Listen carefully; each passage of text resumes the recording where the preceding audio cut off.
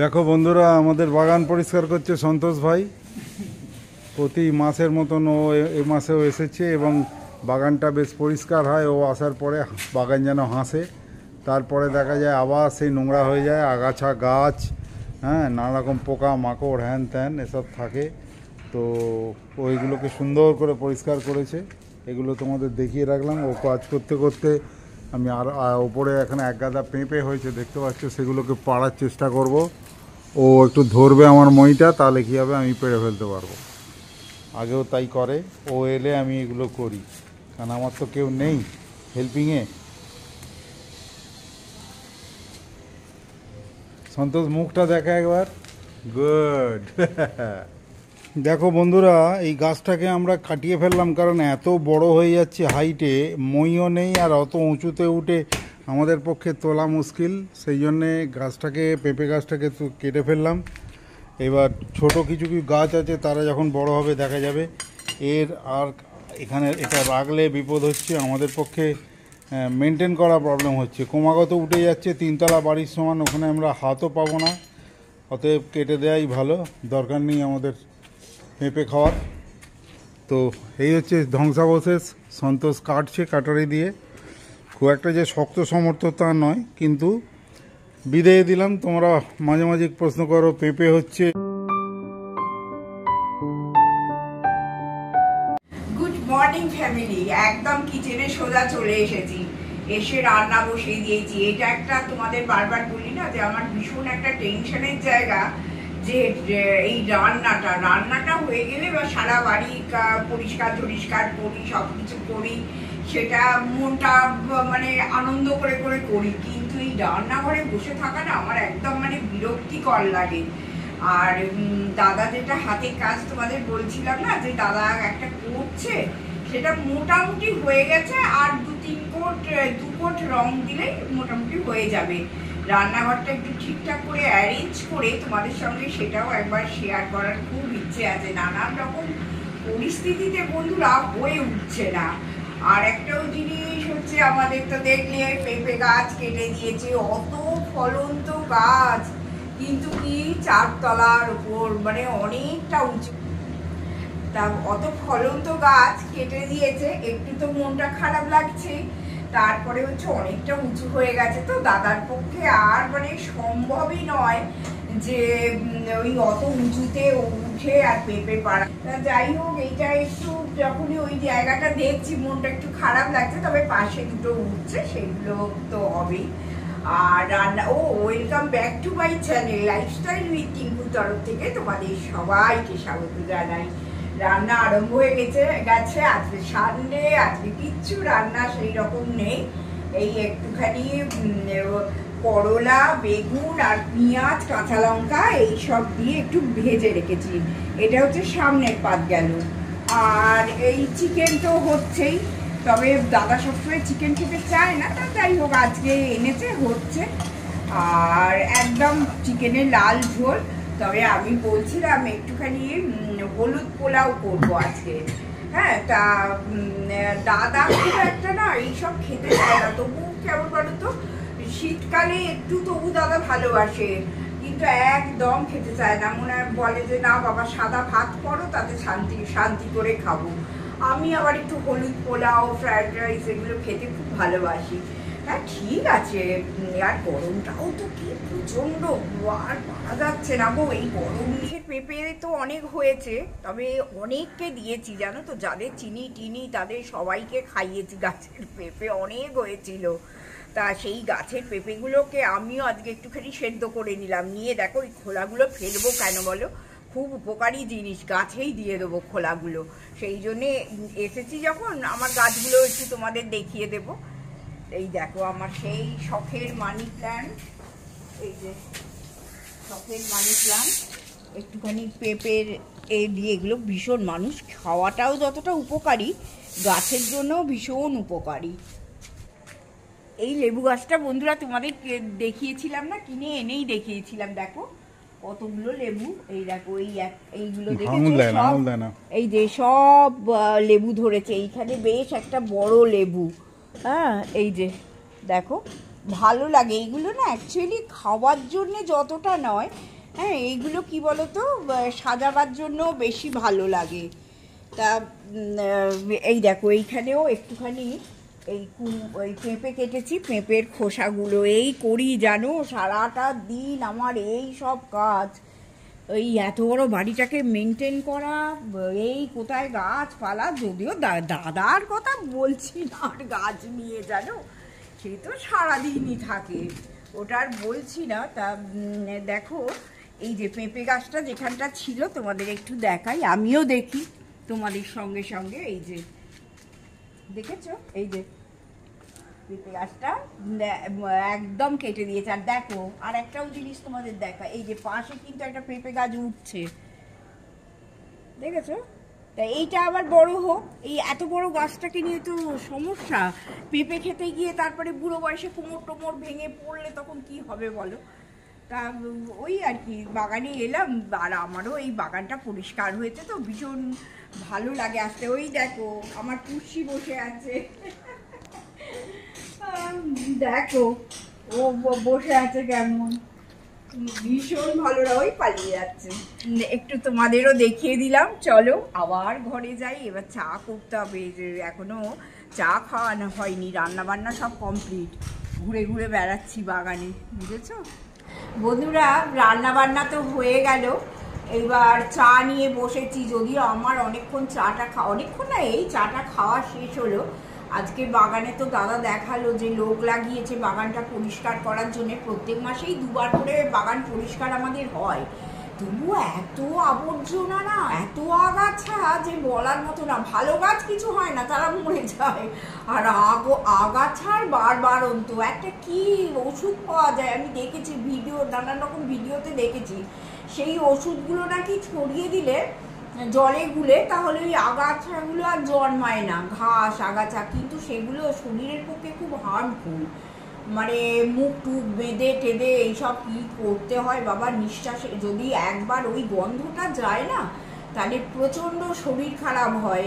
দাদার বয়স হয়েছে, একদম আমি মুখে উচ্চারণও করি না এই কথাটা। আউট নলেজ খুব, এবং বিভিন্ন ব্যাপারে পড়াশোনা আছে, মানে আন্দাজে দুম করে একটা বলে দিল না না না, এগুলো হয় খুব কসাস এই ব্যাপারে। ঘাস মরা কিন্তু ভীষণ সাংঘাতিক, তোমাদেরও যাদের বাগান টাগান আছে খুব বুঝে শুনে করবে, মানে মানুষকে অসুস্থ করে দেয় ওই গন্ধটা, যদি নাকে কোনো কারণে বা ওই হাতটা যদি কিছু হয়। তা আমি এটা জানি, কিন্তু আমি দাদাকে এক ফোঁটাও কখনো বলি না, আমি জানি ওই নিঃশ্বাসটা যদি এই বুড়ো বয়সে নেয় ব্যাস হয়ে গেল, আমি আর সুস্থ করতে পারবো না। তা যাই হোক, আজকে তো দেখলে পেঁপে গাছটা কেটে দিল, আমার অনেক দিনের সঙ্গী, পেয়ারা গাছটা কাটা ভালো ভালো পেঁপে, এবং পেঁপে বেশ মিষ্টি এবং একদম দারুণ পেঁপে হয়, কিন্তু গল্প হচ্ছে এত বড় হয়ে যাচ্ছে, এই বর্ষা গেল, প্রবল নিম্নচাপ গেল, জলেতে এত চচ্চর করে বাড়ছে, প্রায় 3 তলা বাড়ির সমান, যে আমরা উঠে পাড়ার জায়গায় যেতে পারছি একদম। আর তারপরে বলো একটা ছোট্ট মতো মই নিয়ে দাদা ওঠে, যদি ওই মইটা ভেঙে নিচে পড়ে আর বাঁচাতে পারবো, আমার এই সব আসল কি বলতো, আর একটাও জিনিস, দুজনে তো একা একা থাকি, মেয়ে অনেক দূরে থাকে, মানে সব সময় ভয় পাই যদি শরীর খারাপ হয়, সেটা তোমরা বুঝতেই পারো যে আমরা ভীষণ একা, ভীষণ মানে অসহায় টাইপের আর কি, পাশটা তো খুব খালি। তা এখন মেয়েকে খবর দিলেও মেয়ের আসতেও হাফ বেলার সময় লাগবে ব্যাঙ্গালোর থেকে, তা এই আর কি নিজেরা খুব কসাস হয়ে চলি যাতে শরীর খারাপ না হয়। আমার রান্না বান্না দেখেও তোমরা বুঝতে পারো এতটা কিন্তু আমি ছিলাম না, কিন্তু এখন যত দিন যাচ্ছে এই রকম হয়ে যাচ্ছে, একটা কি বলতো ইনসিকিউরিটি বোধ আসছে। যাক, ওই প্রসঙ্গের বাইরে বলি, এই গাছ কাটা নিয়ে তোমাদের মনে হয়তো একটা প্রশ্ন আসতে পারে, হঠাৎ বেশ তো ডিম দিচ্ছিল, হঠাৎ করে হাঁসটাকে পেট ফাটিয়ে খেয়ে ফেললে কেন?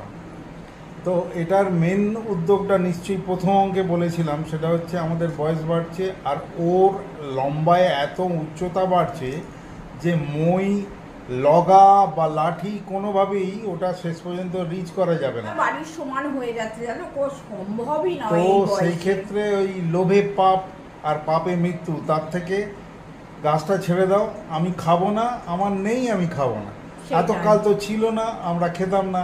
তবে আর একটা আনন্দের কথা, পাশ থেকে আবার একটা গাছ হচ্ছে, ওকেও যদি একটুখানি গল্প হচ্ছে, সেটা উঠবে, বড় হবে, ফল দেবে, অন্তত বছর দেড়েকের ব্যাপার। না অত লাগবে না, পেঁপে গাছ তাড়াতাড়ি ফল। তো যাই হোক, এইরকম একটা ব্যাপার, তোমাদের এগুলো জানিয়ে রাখলাম। আজকে এক বাটি ঝালমুড়ি দেখো মাখিয়ে এনেছি জানো, আজকে রবিবারের আমাদের এটা ব্রেকফাস্ট। হ্যাঁ, ওই যে আমি যে স্প্রাউটগুলো ভেজাই না, তোমরা জানো, ছোলা, তারপরে এই গ্রিন মুগ, এই সব জিনিস, এই যে কাবলি ছোলা, হ্যাঁ, তারপরে পেঁয়াজ, ওই নানান রকম চানাচুর, বাদাম, সব কিছু দিয়ে, কাঁচা লঙ্কা, শুধু ধনে পাতাটা থাকলে আরো ভালো হতো, ধনে পাতাটা নেই বলে দিতে পারিনি বন্ধুরা। তবে এইটা কিন্তু খুব, আমার ওই যে ম্যাজিক মশলা থাকে, সেই ম্যাজিক মশলাও আমি দিয়ে দিয়েছি, সব কিছু দিয়ে দিয়েছি। আর শুধু একটা জিনিস হচ্ছে, দাদা, এই যে দাদা টমেটো খায় না, যার জন্য এটা আমি দিতে পারিনি। দাদার একদম বর্ডার লাইন দিয়ে এখন আর কোনো অসুবিধেই নেই, মানে এখন বর্ডার লাইনও নেই আর ইউরিক অ্যাসিডের। তা তবুও যতটা পারে একটু চেষ্টা করে আর কি না খাওয়ার। তা ওই জন্য এইটা আমার আলাদাভাবে আছে, আমি খাবো। আর একটা জিনিস বলে দাও, সেটা হচ্ছে এই রবিবারে মাংস টাংস খাওয়া হলে আমরা কিন্তু একটু লাইটার ব্রেকফাস্ট পছন্দ করি, মানে একবারে সেই মোগলাই পরোটা বা ধরো চাউমিন, হ্যানা ত্যানা, সেগুলো কিন্তু করি না। যদি পেছনের দিকে লাঞ্চটা একটু হালকা হয়, তখন আমরা গম্ভীর বা ভারী কিছু খাই।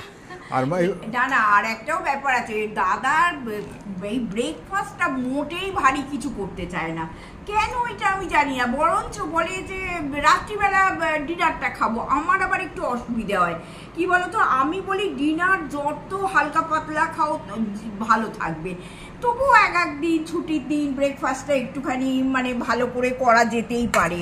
হ্যাঁ, কিন্তু দাদা কেন জানি না, এটা ছোট্টবেলা থেকে, আজকের এটা নয়।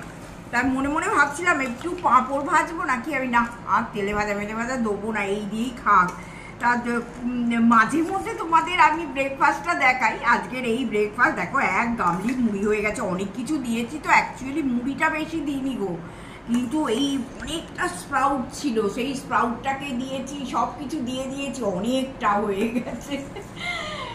চলো আমরা খেয়ে নিই, তোমরা ব্রেকফাস্ট করে নাও।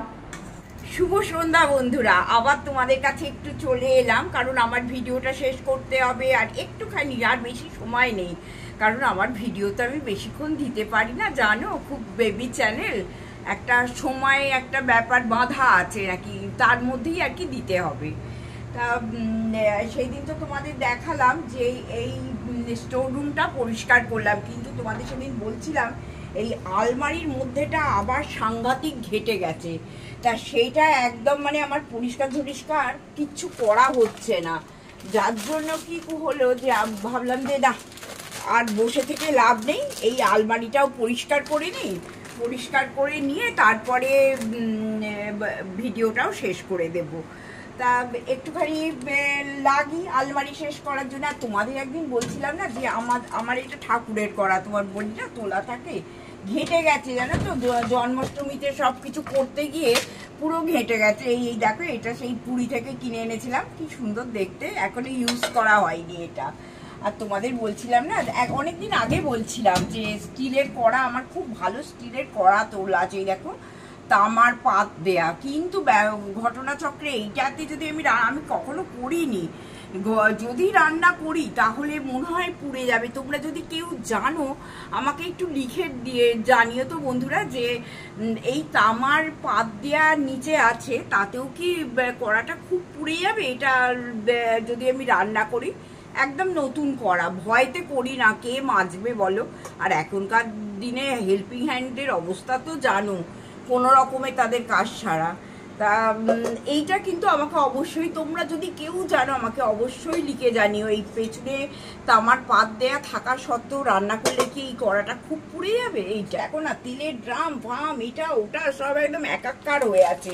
তারপরে আবার কিছু জিনিস বিগ বাস্কেট থেকে এসছে, সেইগুলো কি এসছে তাও জানি না, দাদা তুলে রেখেছে।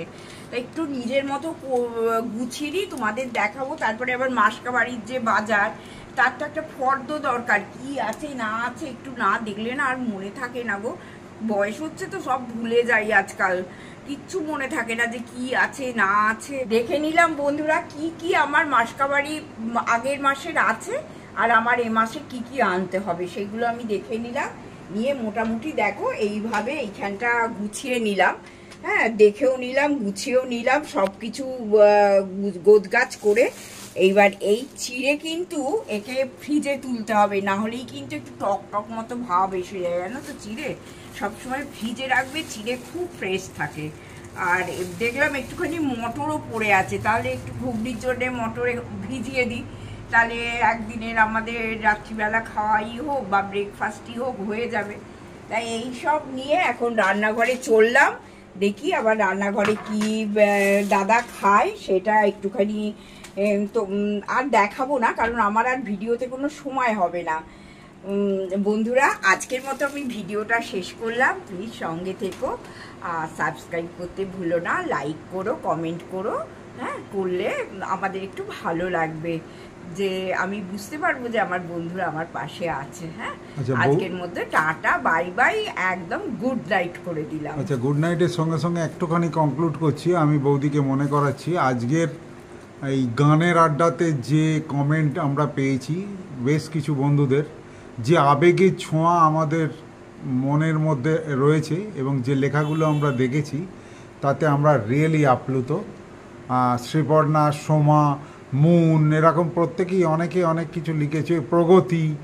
তো ভীষণ ভীষণ ভালো লাগলো, মনকে স্পর্শ করে গেল।